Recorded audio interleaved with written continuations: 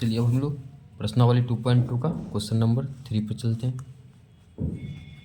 तो सबसे पहले प्रश्नावली 2.2 पोलिनोमियल चैप्टर क्लास 10th 2.2 1 का 3 नंबर है। Question 3 6x² -3 -7x। तो सबसे पहले क्या है, अब क्वाड्रेटिक इक्वेशन दिया हुआ तो इक्वल टू क्या होता है 0। तो जो क्वाड्रेटिक इक्वेशन का स्टैंडर्ड फॉर्म होता है वो होता है x² + bx + c = 0। ये होता है। तो x का स्क्वायर वाला टर्म, फिर x वाला टर्म, फिर कांस्टेंट टर्म। तो जो कांस्टेंट टर्म होता है वो सबसे लास्ट में होता है। ठीक है, अब देखिए तो इस इक्वेशन को देखिए और ये क्वाड्रेटिक इक्वेशन के फॉर्म को देखिए। तो x² x तो x यहाँ पे, c जो कि लास्ट में, तो c यहाँ पे बीच में। तो सबसे पहले क्या है, ये थोड़ा सा उल्टा दिया हुआ, तो पहले सही करेंगे।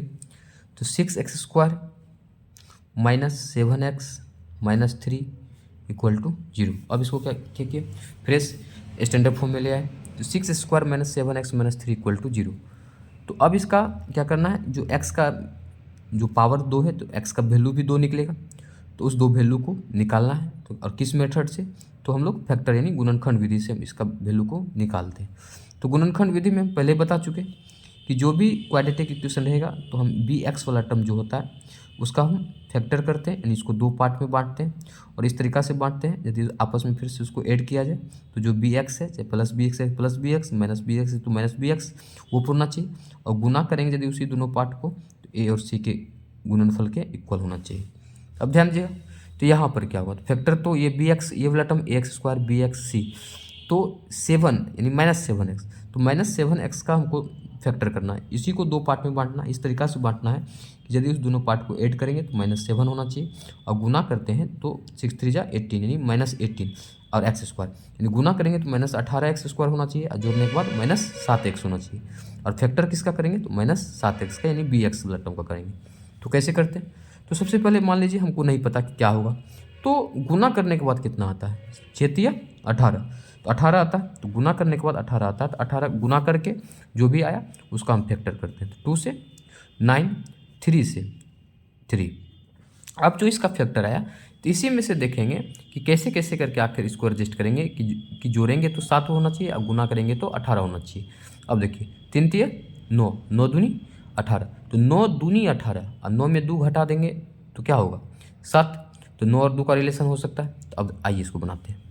तो 6x², तो अब -7x को 2 भाग में 9 और 2 के रिलेशन में लिखना, लेकिन यहाँ -7 है तो माइनस कब से होगा, तो जैसे 9 और 2 है तो बड़ा वाला को माइनस रख देते हैं, जैसे -9 x है तो x + 2x। अब -9x + 2x करेंगे तो -7x हो जाएगा, -3 = कितना 0।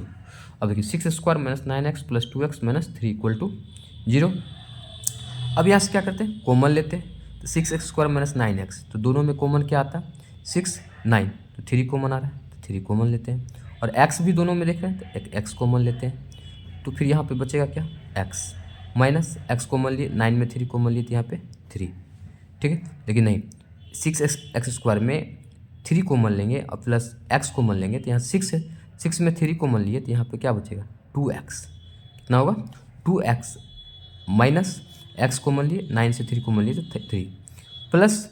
अब इस दोनों में क्या कॉमन लेंगे, तो कुछ भी कॉमन लेंगे, जितना इस ब्रैकेट में आया उतना ही इस ब्रैकेट में भी आना चाहिए। तो अब देखिए 2x - 3 है, यहाँ तो 2x - 3 ही लाना है ब्रैकेट में। तो कहने का क्या कॉमन लेंगे, कुछ भी दोनों में नहीं मिल रहा है, नहीं कुछ मिल रहा है तो क्या लेंगे कॉमन 1। तो 1 कॉमन लेंगे तो इस जगह पे सीधा जो है टर्म वही उतर जाएगा 2x - 3। अब क्या करते हैं, तो यहाँ भी 2x - 3, इस जगह पे भी 2x - 3। अब 2x - 3 को क्या करते हैं कॉमन ले लेते हैं, 2x - 3 कॉमन ली। तो अब इस जगह पे बचेगा क्या 3x प्लस इस जगह पे क्या बचेगा 1 हो गया। अब यहाँ से क्या करते हैं आइदर कर देते हैं।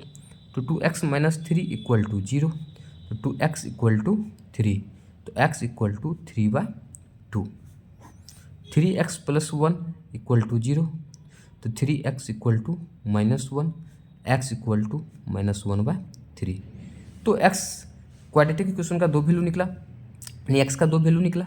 तो क्वाड्रेटिक इक्वेशन में 2 वैल्यू होता है, 2 रूट से निकला, तो एक रूट को हम अल्फा इंडिकेट करते हैं, यानी अल्फा इक्वल टू 3/2, और दूसरे को हम लोग बीटा इंडिकेट करते हैं, बीटा इक्वल टू -1/3। अब यहाँ से हम लोग क्या करेंगे, तो जो भी ये हम लोग बनाए हैं इसको अब चेक करेंगे कि ये जो निकाले हैं वो मेरा सही है या गलत है। तो वो सही और गलत चेक करने का क्या रूल होता है, तो सबसे पहले 2 तरीका से चेक करते हैं, तो उसको लिखते हैं सत्यापन। तो कैसे चेक करेंगे, तो एक तो शून्य का योगफल, यानी एक अल्फा और एक बीटा, यानी अल्फा प्लस बीटा, तो शून्य का योगफल और प्लस उसका जो कोफिशिएंट होता है -b/a, इस तरीका से चेक करते हैं। दूसरा alpha into beta equal to c/a, यानी शून्य का गुणनफल। तो ये शून्यक हुआ और ये इसका गुणांक हुआ, ये शून्यक हुआ और ये उसका गुणांक हुआ, तो शून्यक और गुणांक के बीच यही संबंध होता है, alpha plus beta equal to -b/a और alpha into beta equal to c/a। अब बारी बारी से चेक करते हैं, तो alpha 3/2 plus beta -1/3 equal to -b/a, तो -b/a। अब ध्यान दीजिएगा, तो ये तो सही करके ये लीजिए ax², bx, अब b की जगह पे यदि माइनस है तो माइनस लेंगे, तो -7, तो b की जगह पे -7, तो फार्मूला का सबसे पहले यहाँ पे क्या है माइनस, अब b की जगह पे खुद है -7/a, तो a देखते हैं, तो a क्या है, तो a है कितना 6, तो 6 लेंगे।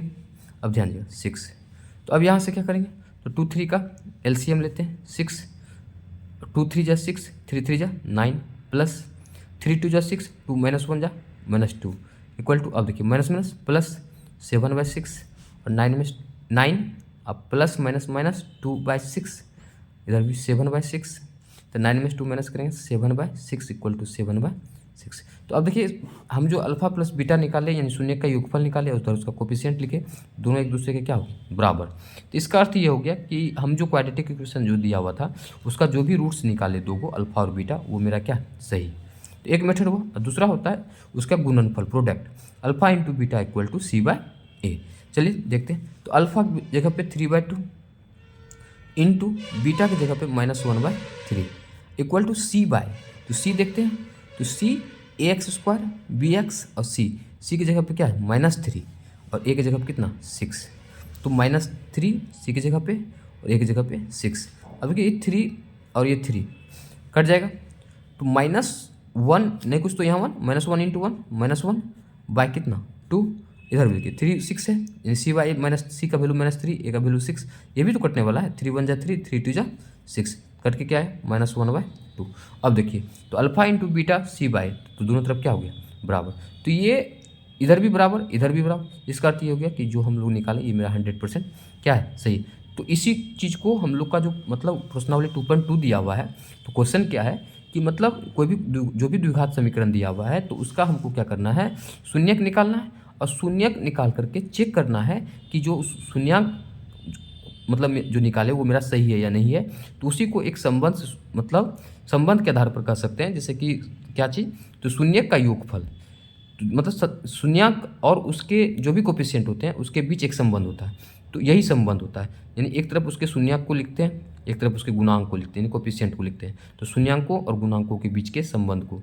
तो अब है कि किस तरीका से करते हैं, तो 2 ही तरीका है, एक तो उसका जो भी शून्यक निकलता है उसका योगफल करते हैं, हाँ तो शून्यक का योगफल करते हैं, तो उसके गुणांक में क्या रखते हैं, तो माइनस b का जो गुणांक होता है और a का जो गुणांक होता है b/a करते हैं, इधर जो भी शून्यक है उसका मल्टीप्लाई करते हैं, और जो भी क्वाड्रेटिक इक्वेशन दिया हुआ तो उसका जो c का कोफिशिएंट है और जो x² का कोफिशिएंट a होता है तो c/a करते हैं, यानी शून्यक को एक तरफ ऐड करते हैं, उधर -b/a, शून्य का गुणनफल तो c/a, तो शून्यांकों और गुणांकों के बीच का यही संबंध हुआ, और ये दोनों तरफ यदि मेरा सही ये हो जाता है तो इसका अर्थ ये हुआ कि हम जो क्वाड्रेटिक इक्वेशन निकाले हैं और प्लस जो उसका वैल्यू निकाले x का वो मेरा क्या है सही है।